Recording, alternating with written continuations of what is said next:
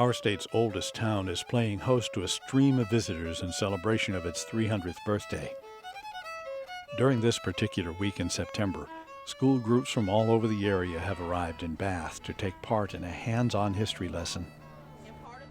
History is indeed the heart and soul of this charming town, which can lay claim to a string of fascinating firsts.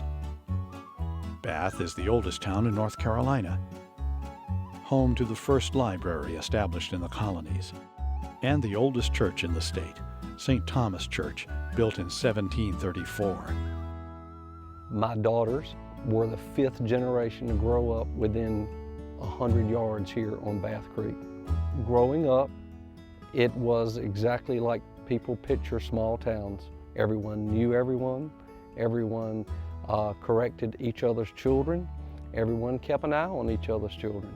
So growing up here would exactly be what most people picture growing up in Mayberry.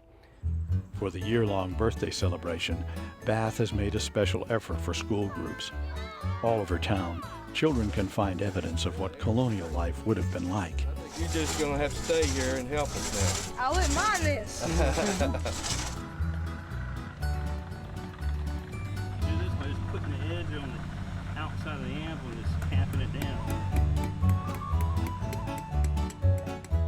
See if we can get him this time. The periauger crew uses the boat's sails to demonstrate the importance of teamwork, especially as it relates to handling a sailboat. All right, work together as a team. Ready? 1, 2, 3, go. Now down. Oh, much better. And no celebration would be complete without a parade, which is presented this day by the local school children. Of course, proper attire is required for such an occasion.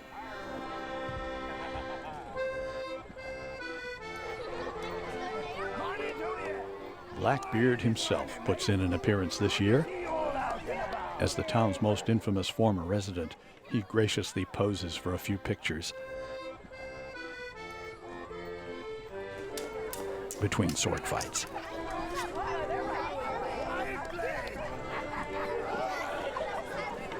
She got me in the end. The noisiest event has to be the mock pirate attack, staged by several boat crews.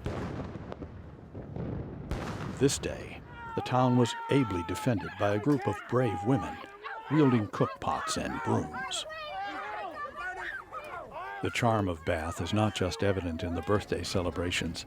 Any visitor notices right away, this place is special.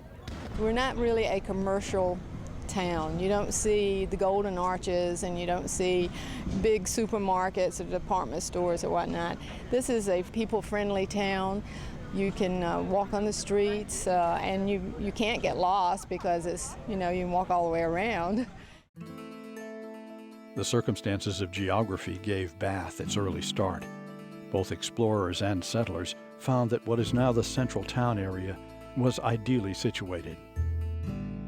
Number one was the access to it by water that would handle large boats, cargo ships coming in at that time several hundred years ago. The other reason was the height of the land here. You can see that as you drive through the town, the streets are considerably higher than the water. Bath's history lives again at several of the colonial-era houses that have been restored for public tours. We call it the Palmer Marsh House today because Colonel Robert Palmer, who was the customs collector of the Port of Bath and Surveyor General of the colony, in the late 1700s, Jonathan Marsh, who was also a merchant, started renting the home, and his family lived in the house for about 120 years. In the 1920s, this was a hotel boarding house. Edna Ferber stayed here while doing research for Showboat because there was a floating theater that came into the town. Bath has remained small in part because there is only so much space on the peninsula it occupies. But early in its history, legend has it that a traveling minister put a curse on the town, declaring that it would fail to grow. If so, that curse has perhaps turned into a blessing, and the town has done its part to keep small size one of its biggest assets.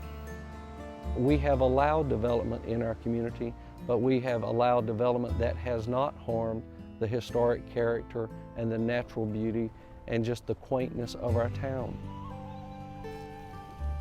And for anyone not to come across the bridge and to see this creek that we're sitting on today and to see welcoming people in our town, I think for people to come to a town like that and not see something that they enjoy, I think they're misguided people.